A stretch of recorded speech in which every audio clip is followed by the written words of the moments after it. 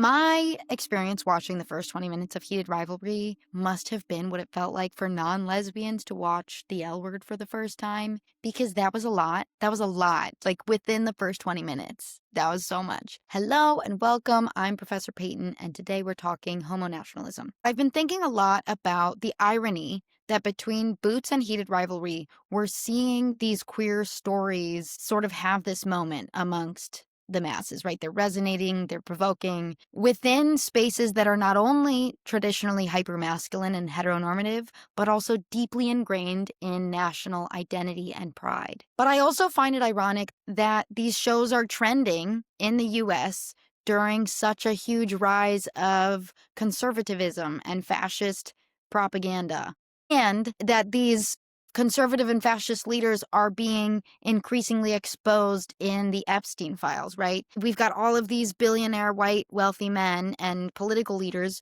who have debilitating hoarding problems, right? That they make all of our problem too. And at least part of how they made their wealth was by subscribing to and investing in the narrative of the dangers of queer people and queer representation for children. And now we're seeing so many of them.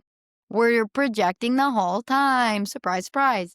But like, if we think about the shadow work that needs to be done with these like wealthy white men, and we literally see the Pentagon cry and write a statement about Boots to protect their like grumpy old sundowning perv. It's just like, it's ironic timing, but I also think it's really telling of where we are, like what this political moment is, because obviously the Pentagon called Boots woke garbage and made a statement rejecting the ideology that Netflix is pushing, right? But like, Netflix is not radical. Like, obviously there are clearly critiques of military culture in Boots, and I'm sure they wanted the like gay homoerotic shit that they have going on there to stay a secret. But like, nothing about the show's ideology necessarily challenges the nation itself, right? It's challenging military culture, but not the nation state. And so put simply, and without any nuance to start, homo-nationalism is essentially when a country like brags about how they protect gay rights, but use that position of manipulated moral superiority to justify colonial or nationalist violence, right? So queer inclusion becomes evidence of national virtue rather than a commitment to liberation. So a nation state will present itself as progressive by showcasing how well it treats certain queer subjects,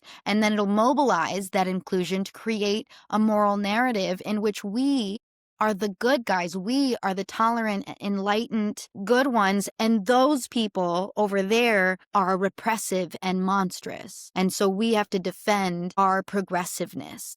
And in the context of Israel and Palestine, U.S. propaganda has heavily pushed the narrative that Israel was queer-friendly, right? Which was supposed to brainwash people, especially queer people, into thinking that the genocide is to get rid of the bad guys. But also, homonationalism is about the incorporation of queer subjects into militarism. So, like, allowing queer men to play professional hockey. I'm taking a liberty there, but like to join the U.S. Marine Corps, right? So homonationalism happens the moment that queer inclusion becomes compatible with and useful to the nation state, or in other words, when it can be aligned with state power, national power, especially military and security apparatuses. So one of Jasbir Puar's key observations is, and Jasbir Puar coined the term homonationalism, and one of Puar's key observations is that queerness, which was obviously once framed as a threat to social order,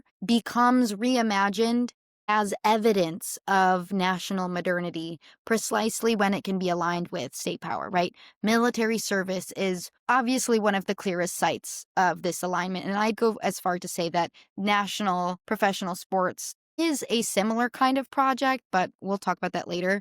But obviously, in the US context, debates around Don't Ask, Don't Tell in the 90s and early 2000s, and then its repeal in 2010 and 2011, those were often framed as proof of American progress, right? Now even our army is inclusive. So the inclusion of gay men and then later lesbians and even some trans people in the military was celebrated as liberation, right? While the military itself, as an institution of imperial violence, gets to go unquestioned because they're being inclusive, right? So in this way, queer rights are folded into a narrative that legitimize war making rather than challenge it. It also sort of marked a Western cultural shift from queerness as a threat to the nation to queerness as proof of the nation's moral superiority and why it's worth fighting for. I think in the US, it's a little bit complicated right now because we had all of this momentum going one direction. And then I do think that like Trump and all of the funding that they put into anti-trans propaganda kind of took us somewhere else. But under homo-nationalism, queer bodies get to become available for sacrifice in the name of the nation, right? So the question shifts from should queer people be allowed to live freely to should queer people be allowed to die for empire. So letting queer people fight in the army is not a fight for inclusion so much as it is a method of sanitizing violence and making militarism appear progressive rather than brutal. And when queer bodies are integrated into the army, for example, they get to be available for state sacrifice. They can serve and die in the name of the nation, which strengthens neoliberal politics, right? It's kind of the framework for liberalism in the US right now. So after Trump took office in January of last year, 2025, he revoked the Biden era rule that allowed trans people to serve openly in the US. And that is right now being contested as potentially unconstitutional, but the Supreme Court has, of course, allowed its enforcement while litigation continues, so that's convenient. But I actually want to think through this also with Akhil Membe's Necropolitics, where he theorizes the power to dictate who can live and who must die, right? The controlling death. And it's always interesting to analyze why an oppressor would want to stop someone from being able to die for their country. Because Trump is very obviously not trying to protect trans lives so much as he is trying to protect who is allowed to die for the country, right? So Membe argues that sovereignty is carried out not only through control over life, which is coming from Foucault, but also control over death or even the threat of death. So he writes, the preceding centuries had war as their matrix of technological development. Today, all sorts of military machines continue to play this role, that is, on top of the capitalist market, which, in turn, functions more than ever according to the model of war, but a war that henceforth pits species against one another and nature against human beings. So Membe is saying that the technologies that we build, from weapons to surveillance systems, they are shaped by war, even when we think that they are serving regular civilian purposes. So think like Ring cameras, and how Ring, which is owned by Amazon, has partnerships with thousands of law enforcement departments. And they're not just working with local cops, they're part of this larger surveillance infrastructure that government agencies can and do tap into without any sort of clear transparency or oversight. But like, obviously you get to feel like it's just so that you feel safer at your home or whatever. But anyway, Membe is saying that war is not just a historical event or something that happened in the past. It is a sort of collective trauma that structures the underlying logic of the present, including capitalism. And if you've read The Body Keeps the Score, you know how deeply problematic that is on like a personal microscopic scale, as well as a massive global scale. And finally, Membe is also saying in that quote that war is not just human on human, right? It's a more of a grand entanglement between humans and other species and the environment, which if we consider the project of colonialism and how land conquest went hand in hand with God's instructions to subdue the land, that makes sense. But back to Heated Rivalry and Boots. So both of these shows explore male queerness in hyper-masculine, heteronormative spaces that are deeply rooted in national identity and nationalism. Boots is set in the Don't Ask, Don't Tell era, and even though we see the main character ultimately choose to fight for empire, to keep the gayness quiet, and to like choosing empire and choosing to belong in like to this group, there still was so much political discomfort and just like people were mad with seeing queerness inside of these state institutions and the homoerotic undertones of military culture, that then they canceled it.